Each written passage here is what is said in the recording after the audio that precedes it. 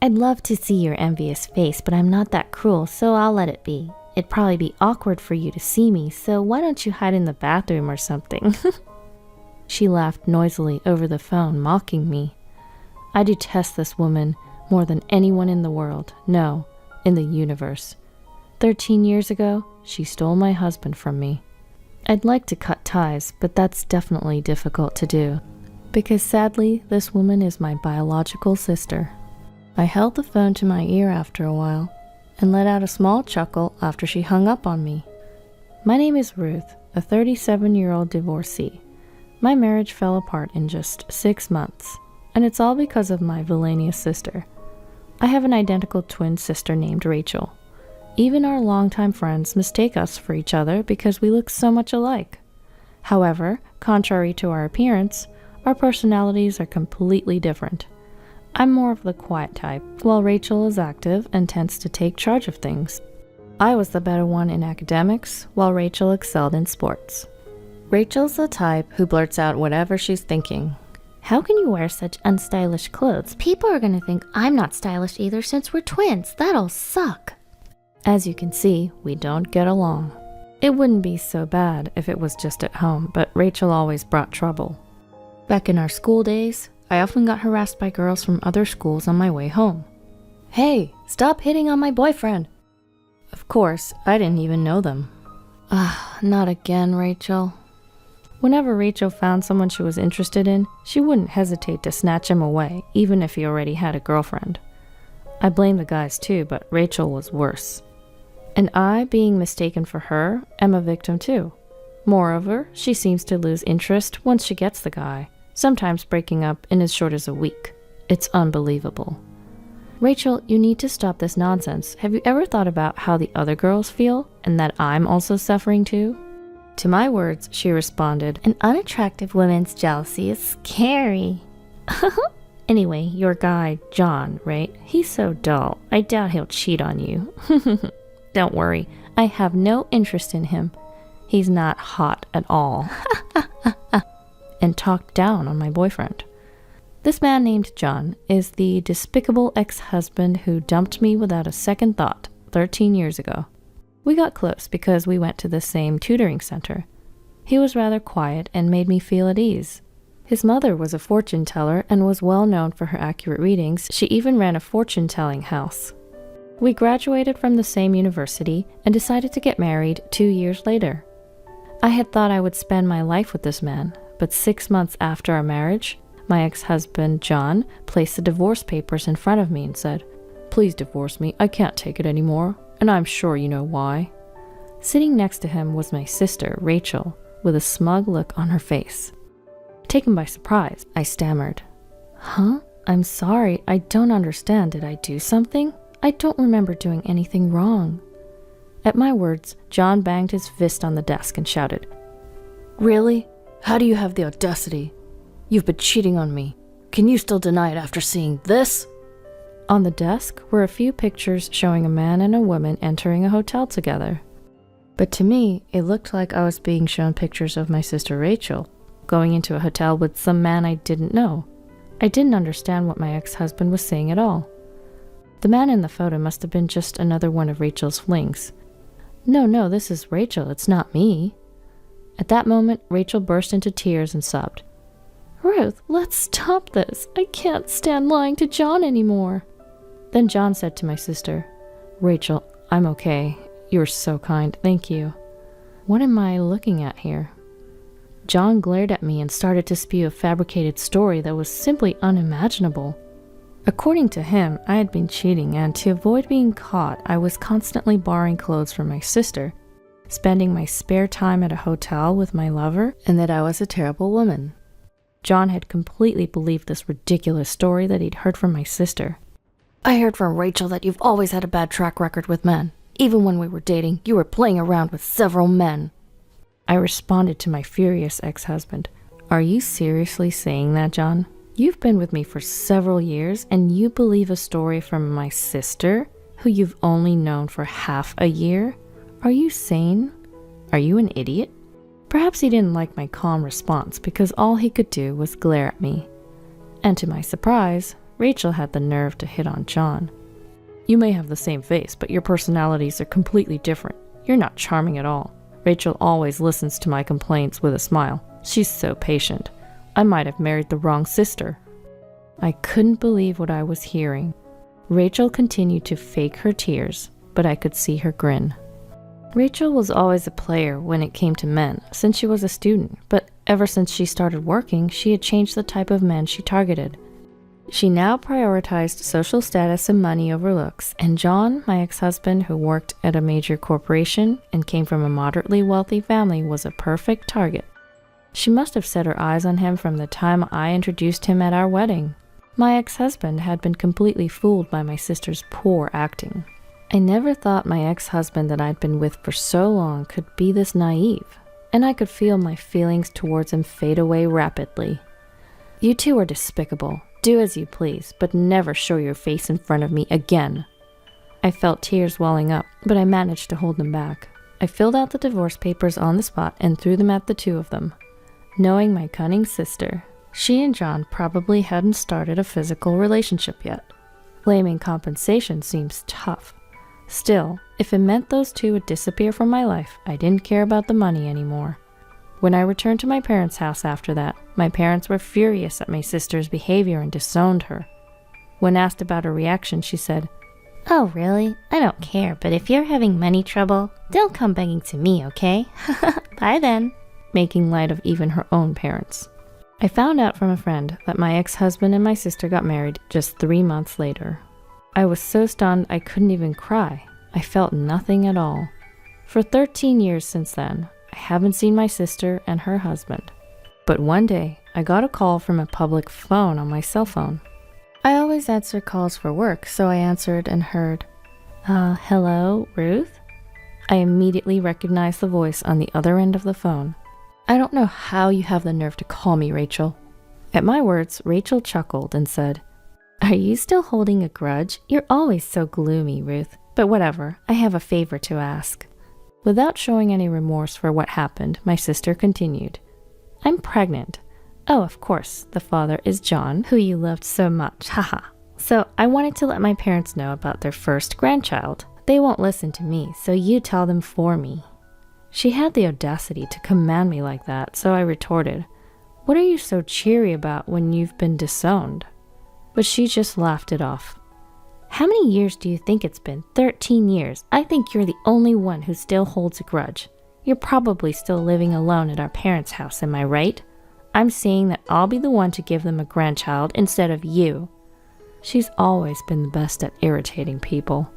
"I'd love to see your envious face, but I'll spare you because it's too pathetic. It'll be awkward when you see me, so why don't you hide in the bathroom or something, haha," she said as she laughed out loud while I remained silent. Then she hung up abruptly after saying she would come over on the weekend. I kept the phone to my ear for a while after the call ended and chuckled. That weekend, when I was relaxing in the backyard, my phone rang. I glanced at the screen and saw a blocked number. It was probably my sister. I answered the phone, annoyed. "Hey, unblock me already." I snapped back. "What's wrong with blocking someone I don't want to receive calls from? That's what call blocking is for. Oh, maybe you don't understand because you're stupid. Haha." I laughed sarcastically. I heard something break. Perhaps she was irritated. "I've come all this way. Why is nobody home? I told you I'd come today, didn't I?" "Huh? You were serious? I thought you were joking. Besides, you hung up before I could tell you. I don't live there anymore." "What?" Judging by my younger sister's enraged and slightly shaky voice, it seems she was standing in front of the house we used to live in. However, none of us live there anymore. She was making so much noise and chaos that it seemed likely to cause a nuisance to the neighbors, so I gave her my current address and hung up the phone. After waiting for about an hour, the doorbell rang. There stood a sullen-faced Rachel and John, my ex-husband. The first thing she blurted out was, "You've got some nerve, and what is this place? Why on earth would someone like you be living in such a nice apartment?" She glared at me, her eyes bloodshot with anger. It's no surprise my sister was shocked. This place is relatively new and located in a good area. The rent isn't cheap either. While it may not be a luxury high-rise, it's a pretty decent property. Ignoring the worked-up Rachel, I told them, The neighbors won't like all this noise. Why don't you come inside? Upon showing her into the room, she seemed taken aback by its size. Seeing her frustrated face, I couldn't help but smirk. Our mother, who I live with, was sitting on the couch, silently observing my sister. Well, you said you had something to discuss. I don't mind at all, but if I'm in the way, should I hide in the bathroom or something? I remarked sarcastically. Never mind, I'm good, Rachel snapped back at me. Rachel moved closer to her mother and nervously said, Hi, Mom. Long time no see. I'm pregnant. That's why today we wanted to discuss if it's possible for John and I to stay here for a while. At my sister's audacious request, I nearly burst into laughter, blurting out, Wait, you want me to live with you guys? No way. Have you forgotten what you did to me in the past? Absolutely not. Cutting me off, Rachel said, Ruth, just shut up. This house is still under Dad's name, right? You can't even get remarried and you're still leeching off our parents. How pathetic for a single woman like you. Then Rachel added, Great job taking care of our folks. From now on, John and I will live here and take care of them, so can you leave? Oh, and where's Dad? Is he at work? After seeing my sister speaking with a smug grin, I had reached my limit. However, it was our mother who spoke up first, after listening to her quietly. Dad's gone. He passed away. Mom only muttered those few words. My parents were very serious people and had always apologized to me about my divorce 13 years ago, despite it all being Rachel's fault. My father especially used to say, I should have. Maybe it was my fault for not raising her better. I'm sorry, Ruth. I'm really sorry. He became increasingly depressed to the point where he found it hard to continue working. At that time, both of my parents were in their early 50s, and we were surviving on my income and Mom's part-time job. A while later, my father was diagnosed with cancer and passed away 10 years ago. Just before he died, he said, Don't tell Rachel anything. I don't think I'll make it to heaven if she comes to my funeral. Just as he said, Mom and I didn't contact my sister, Rachel. We moved into this house about 5 years ago. It was because Mom had injured her leg due to overworking. We considered renovating our old house, but it was built at the top of a hill, and we thought it would be too hard for Mom to walk up the hill. Since we started living in this accessible home, Mom said her legs have been feeling much better. I tried to speak calmly, but the thought of the late Dad made me want to burst out crying. It must have been the same for Mom, as there were tears in her eyes. However, Rachel's reaction to my words was, in a sense, predictable. Too little, too late. Besides, it's not my fault Dad got sick. In fact, you're living in such a nice place now because of Dad's inheritance, right? That's not fair. What about my share? Didn't I have the right to inherit? She blurted out such nonsense. Without missing a beat, Mom shot back. Inheritance? There's no such thing. You only came to us when you were in trouble for doing stupid things before your marriage. How many times do you think we paid alimony because you messed around with a married man? Live with you? Never. You must be joking. Don't be ridiculous. It was the first time both Rachel and I had seen Mom so enraged. Sensing the tension, Rachel fell silent. Then John, who had been quiet like a puppet until now, said, Rachel, you've been deceiving me, haven't you? Ever since I married you, my life's been a mess. You're a reckless spender, and you don't do any housework. I had the opportunity to meet some guys who graduated from the same high school as you, and they all said I was blind to marry you. I nearly burst out laughing at my ex-husband's words. He's quite something to have put up with her for 13 years. Moreover, when he approached me, he said, Ruth, I've been regretting our divorce. Do you want to start over here? Let's let bygones be bygones. When he tried to touch me softly, I felt a chill run down my spine. No way, please. Let bygones be bygones? Who does he think he is? Is he stupid? It's not his place to say that. Just as I was about to dodge him, the door to the next room burst open. Could you not touch her with your dirty hands, please? A man suddenly appeared, and both were taken aback. Ignoring Rachel, who murmured, Who is he? I said, I told you to stay hidden because I didn't want to involve you. At my words, he replied, I couldn't stand it when he tried to touch you, Ruth. Besides, I think having a third party will help the discussion, don't you think? Okay. This is my husband, Alex, and... Tony, come here. This is our son, Tony. He's 8 years old. I called out to our son, Tony, who was peeping out from behind the door. Perhaps he had heard some of the argument. He was glaring at Rachel and her husband. Huh? You're remarried? Unbelievable. Why? My sister Rachel was more surprised than anyone that I had a husband and a son. My ex-husband John was just as shocked, gaping like a fish out of water. What do you mean, why? How many years do you think it's been? It's been 13 years. 13 years. Despite all that time passing, you guys haven't changed one bit, which is surprising. Well, you do look like you've aged quite a bit, though. At my somewhat sarcastic words, their faces turned bright red. I met my current husband Alex shortly after my father passed away. We were colleagues for a while, and one day he asked me out. When I rejected him saying that I was a divorcee, he responded, "Does being divorced mean you can't remarry?" and asked me out once more. We got married a year later, and our son Tony was born the following year. Alex treats my mother very well, doesn't mind us all living together, and my in-laws, who already live with Alex's brother and his wife, have reassured me. We're glad you're here for Alex. The one who proposed moving to our current house was Alex, who was concerned about my mother's mobility.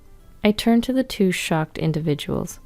My mother and I are living our lives here. Can you not disrupt? And Rachel, you said you were pregnant. How many months along are you? From their flustered responses to my question, I gathered that Rachel was probably lying about being pregnant. I was only married to John for 6 months, and I never got pregnant. That was the reason my former mother-in-law used to make snide comments. But if Rachel isn't pregnant, it means that's probably the case. Rachel seems to get along with the bad-natured mother-in-law. Unable to stand the harsh glares from my family, the two hastily left our house. I mean, I had heard stories, but is she really your sister? She does look like you, but her character... Anyway, it's settled for now, Alex said with a smile, to which I gave a bitter smile. Really? That evening, the doorbell rang continuously. Looking at the monitor, I sighed. They came after all. When I opened the door, there stood Rachel and John with pale faces. We need help. Can you lend us some money? As they knelt down begging, my husband looked puzzled, but my mother and I felt differently. During the day, while waiting for a call from Rachel, Mom received a call from a certain individual. It was a friend of my deceased father who currently rents our old home. Him and his family are living there right now. When I came back to the house, I found the flower beds in the garden ravaged and the windows cracked. The security footage clearly showed a man and a woman, with the infuriated woman stomping on the flower beds and hurling stones at the window. Of course, it was my enraged sister Rachel on a phone call with me. When Mom gave Rachel's contact info to Dad's friend, she was furious to learn that this was the daughter who had tormented our dear father for years. It seems that in the damaged garden there were rare flowers that were difficult to grow, and they'd asked for compensation. They seemed to be struggling financially to the point of having difficulty with housing, so I expected them to turn up again, but I never thought they'd showed up that very day. I must admit, I was impressed by their audacity. I can give you some money, but there's one condition, I said. As I watched them trudge home with slumped shoulders, I couldn't help but laugh and think, serves you right. In their hand was a written pledge I had just made them sign. I had made them write in the pledge that they would never approach me again in return for me taking responsibility for this incident. But Rachel is still my sister by blood. It's hard to completely cut ties with her. There may come a time when she'll use the power of the authorities to approach me.